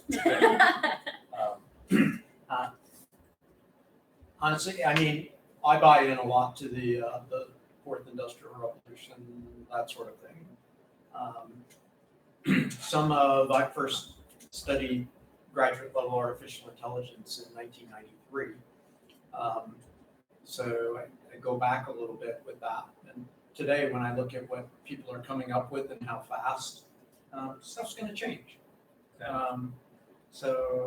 Yeah, and we think robotics and all that, but artificial intelligence, the kinds of problems, the kinds of things that it can do and will do, if we let it, so to speak. I think we're approaching some real structural change. And I thought I saw David O'Toore's name on the screen there somewhere. Oh yeah. Does anybody know David O'Toole? Yeah. Over at MIT. He wrote, I suggested reading his Journal of Economic Perspectives article to Richard, and then Richard reminded me that it's 30 pages long. So, but yeah, I know who he is.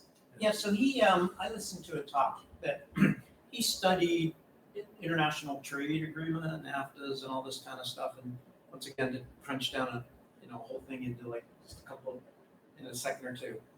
Basically found they worked.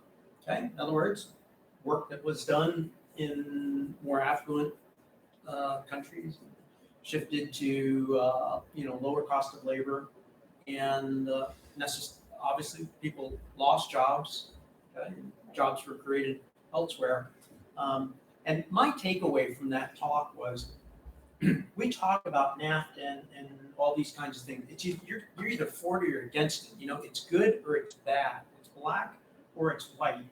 And even as much as the last election, right? And you go back to Clinton and NAFTA and all. Clinton, the first co-president Clinton, in the early '90s.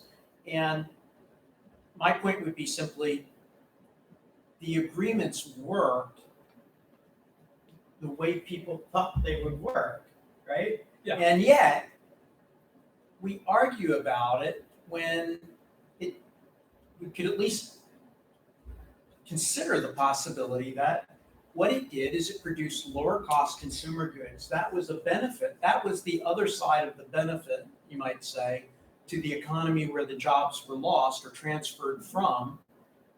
It would seem reasonable to me, you might set aside a portion of that benefit to that economy as retraining for the jobs that were lost into new jobs, at least conceptually. And that's the part that I can't say that I saw in any, in David O'Toore's work, which is to say, okay, now we're going to go to. Sorry, I'm reading the comments. Keep talking. Yeah, we're going to go to fourth industrial revolution. That will be NAFTA on steroids. Okay, and we can't even politically sort of deal with NAFTA type of agreements where, hey, there's a benefit.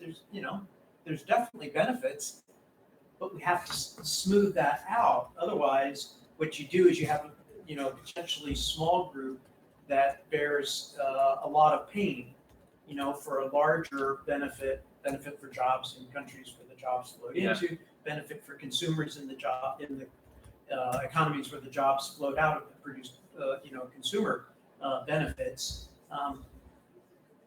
What are you going to do, though, if fourth industrial revolution changes it from small groups with very small voices, because they're a relatively small number of people, dealing with a certain amount of pain, to a lot of people dealing with that same pain? You've got a political system that can't even have a discussion around NAFTA, free with Asian, and all the rest of it. Yeah, it's a total polar. You're either for it or against it. Yeah, and that's a tricky thing with politics. But I think it's always true that any big kind of change to the economy is going to have some winners and some losers. So that's tough. And if you're one of the losers, then you kind of want to come out against it, even if it's beneficial overall.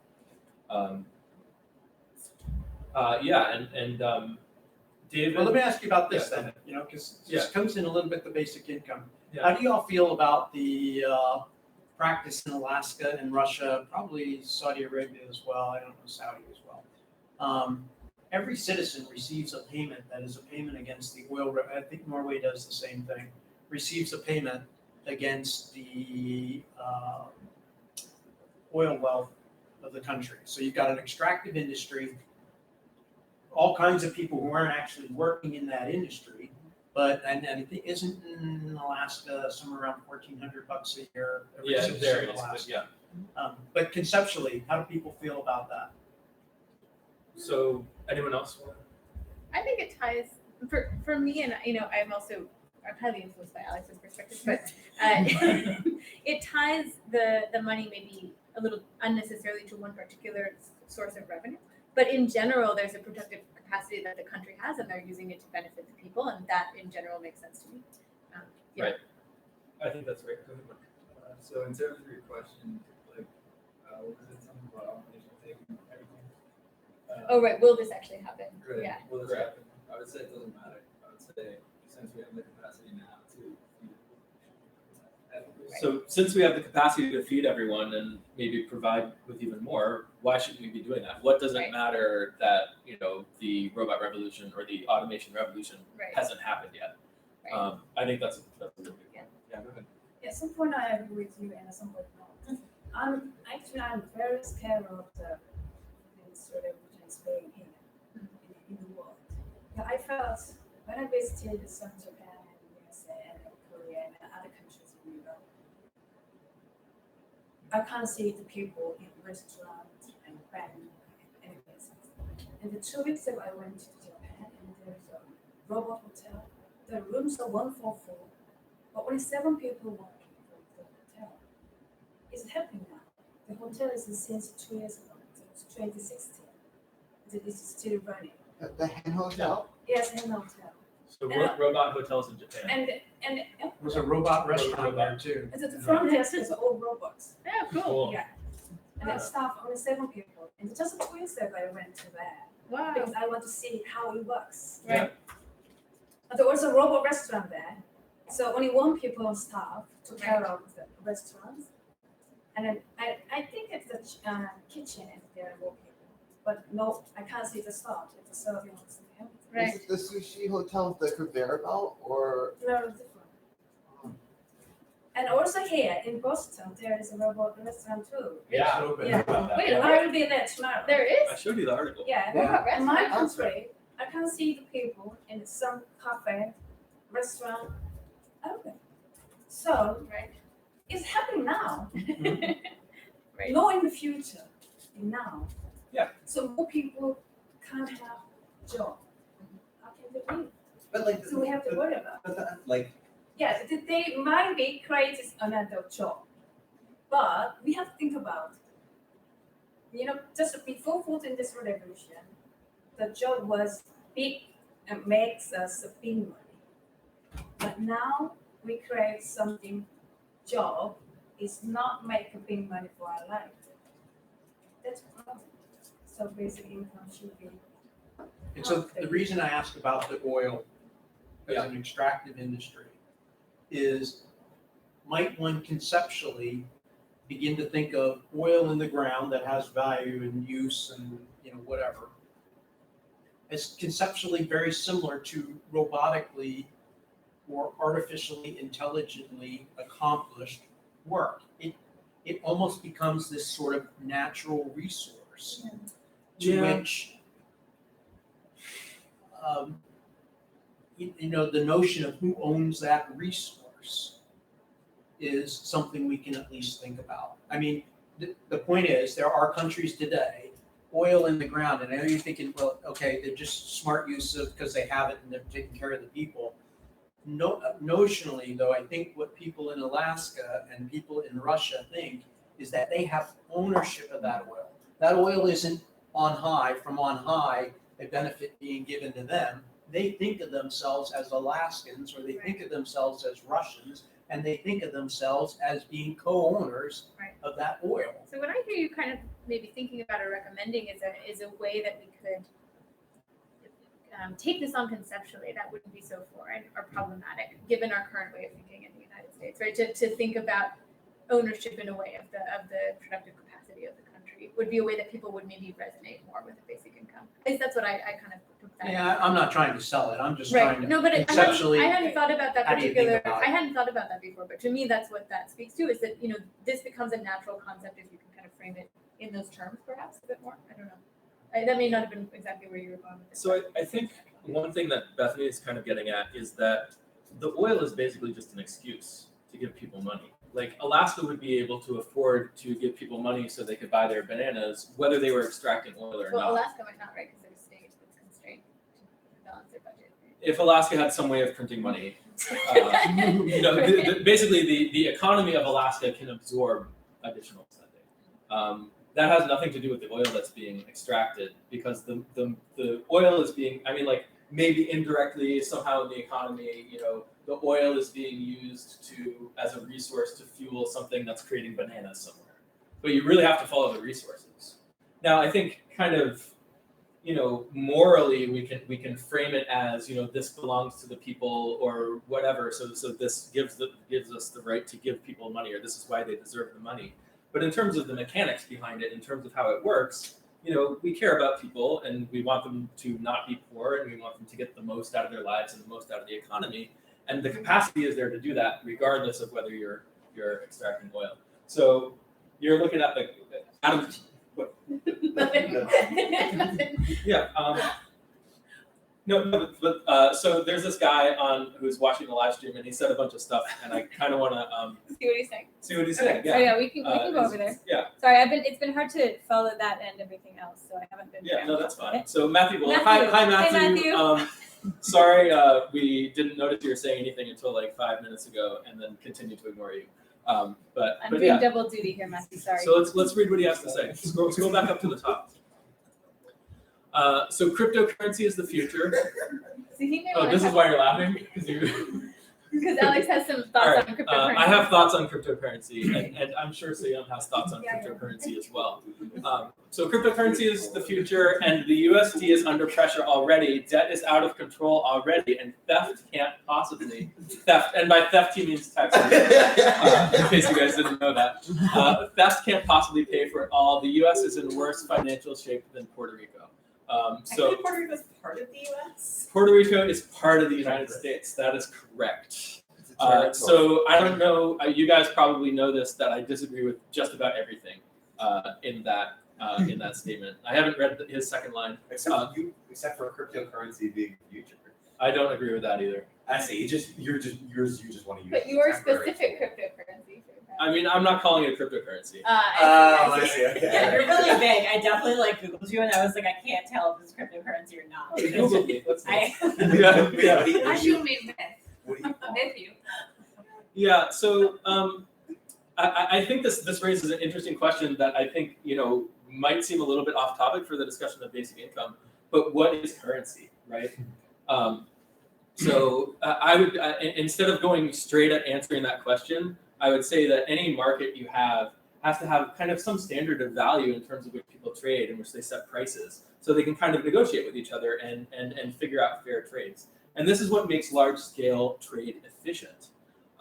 So whatever kind of commodity or whatever that ends up filling that role in your economy, that's the thing that we call currency. Now, how do you so it has to have kind of a stable price, at least day to day relatively, and then people need to, it needs to be a common thing that everybody uses, and people need to be able to really think in terms of it. So that's what currency is. Is cryptocurrency currency? Well, what allows currency to keep a stable value? And I would say the answer to that is that if there's any market force that kind of pushes its value in one direction, makes it more and more valuable, or makes it less valuable, then there's some opposing force that comes in and pushes back against that. And that's monetary policy. So really the only kind of currency that we can have that's stable over time is fiat currency that's managed by a centralized monetary Sorry, policy. Alex. Matthew is also typing, so it's hard to keep up. That's fine. He's responding to some of the things that you're saying. USD is about to Zimbabwe. So I haven't read all your in-between comments, Matthew. Sorry, Matthew. But for anyone who's unfamiliar with Zimbabwe, they had massive hyperinflation. They were trying to fund a civil war. You can correct me if I'm wrong, Matthew, but I believe it was in the Democratic Republic of Congo. So what they were actually doing was they were using their currency. They were printing more money to extract resources that would go towards the war in this other country. And if we follow the resources, you know, if you're thinking in bananas again, there were fewer bananas for the people in Zimbabwe. So that kind of drove up the price of bananas, and then it got into this kind of hyperinflationary spiral. So yes, that's going to happen in a place like Zimbabwe, where they're actually taking the resources away from the country, or the spending is going towards taking resources away. But it's a kind of a completely different economic situation in the United States. So that's what I would say about Zimbabwe versus the United States. I don't think the USD is about to Zimbabwe. USA hasn't paid for Iraq yet. It's all debt. All right. Well, thanks Matthew, you're running into a lot of strong opinions that Alex. I have a lot of strong opinions about this stuff, and I have way more material written that I'd be happy to send you if you're curious, and we can certainly debate about this. I don't know. Does anyone have any other thoughts for Matthew?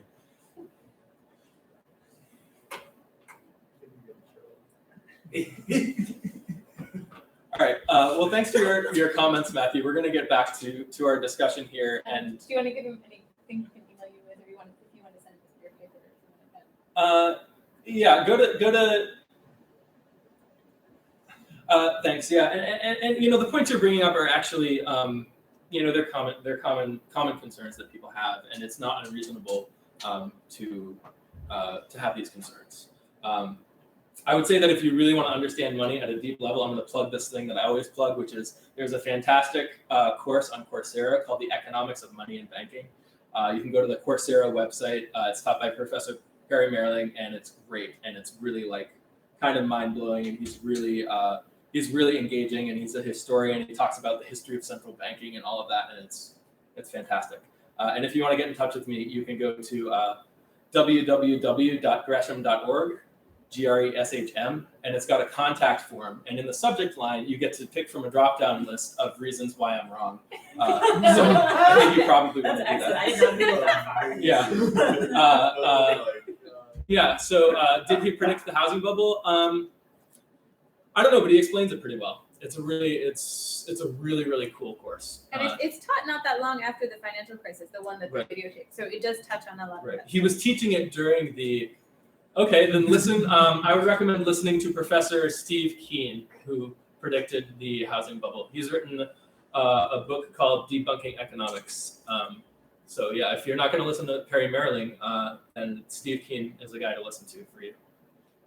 Cool. All right. Do we have more? Do we want to go to another clip? Read The Big Short. Yeah, let's go to another clip. Oh, and read The Big Short. I don't know that The Big Short predicted the crisis. It's more of a story of after the fact.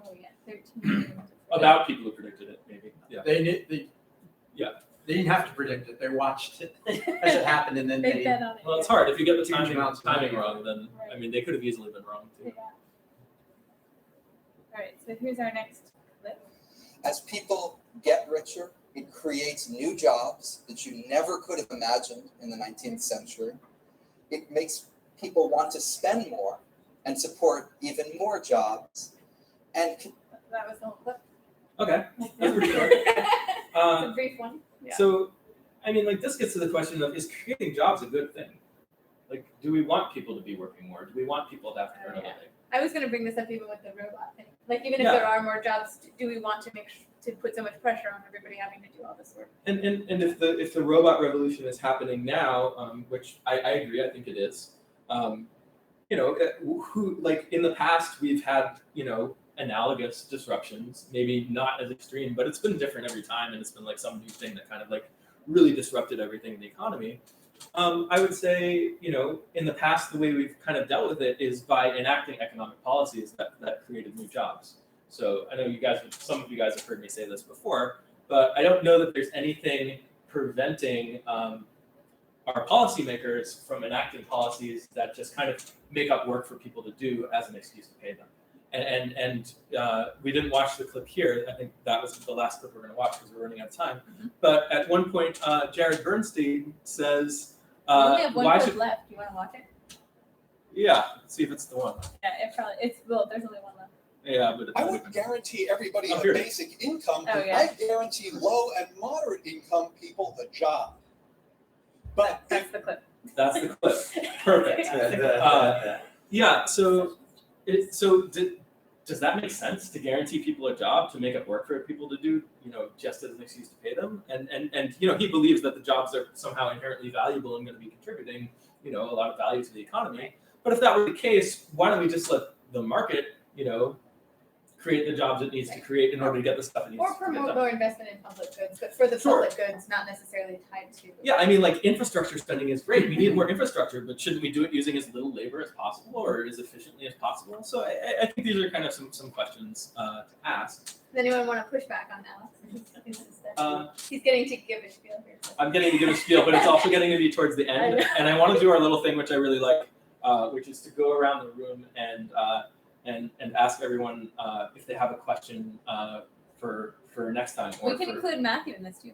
We can include Matthew in this. Matthew, if you have a question, kind of a burning question for next time, feel free to add that. So this time I'm going to start with Richard. Richard, what's your question for next time?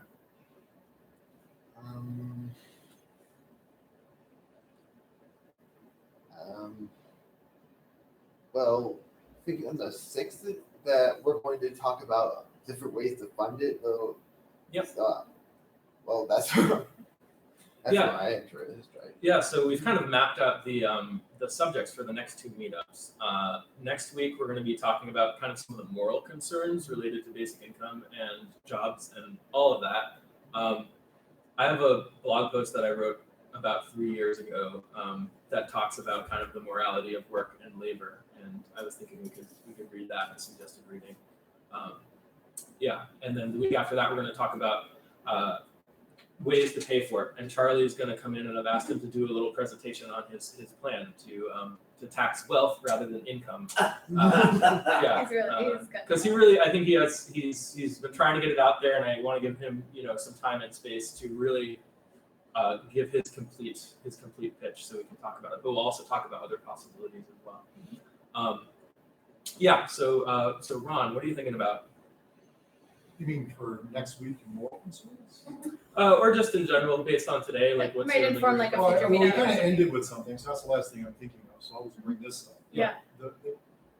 To what degree does employment add a sense of purpose and meaning to a person's life?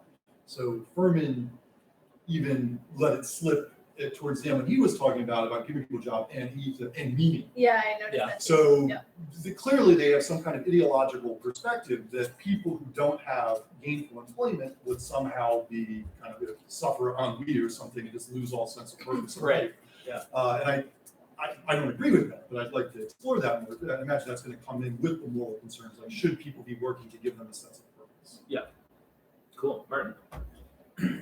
I'm curious if there are any economic models that have been created to test basic income. When you say created to test, do you mean like implemented in the real world, or just models of how it would work? Or? Model for the purposes of predicting outcomes with like simulation. Right. Cool. Adam. I'm interested in your crazy economic ideas. Like, what an ideal economy would look like. What an ideal economy would look like. Like the ethics of it when comparing that to Cool. income level. The ethics of an ideal economy and comparing to a basic income. Cool. So yeah. I won't be here next week. You can actually do what Matthew did. Yeah. And Really? Yeah. If you want to. Yeah. Yes. We'll probably ignore your comments for most of the time. Sorry, maybe we can have someone different from me looking at It's a bit of a time Maybe how to conduct the basic income experiment by cryptocurrency. Okay. Yeah. Cool. Me too. I don't think that I have. I feel like I have sort of the same question as last time I was here, sort of to the morality of the obligation that we set on work and what alternatives to that might look like in terms of privilege work as the way that we value. Yeah, great. Hopefully you can make it next time. I was like, I have dinner plans, and I rescheduled it. Just Bring have your them friends here. come Yeah. in. Yeah. And they can bring us food too. Yeah, they're welcome to do that. If they want to. Yeah. Alex, do you have one? I never have one. Go ahead. Oh, questions. I don't know. My biggest question from this one, which is one we won't need to address again, is why the really bright anti-basic income side didn't think about the way that you could just compensate with taxation for the redistribution of the money. But that's just sort of a specific question, because I didn't really catch that when I was watching it, and I found them very compelling, but actually they didn't seem to really know that. I don't know why. I think that was a good point by Ron. Yeah. Okay, guys. Thanks for coming out. Thanks, guys. Thank Oh, you. wait, Matthew. Did Matthew have one? Oh, Matthew. Do you have a question for next time? No need to tax wealth, redefine what wealth is. Cryptocurrency is the biggest shift of wealth in modern history, and theft is not necessary to accomplish it. So on that note, we will end the live. Bye, Matthew. All right, bye, guys. Thanks everyone for watching, all one of you. Yeah.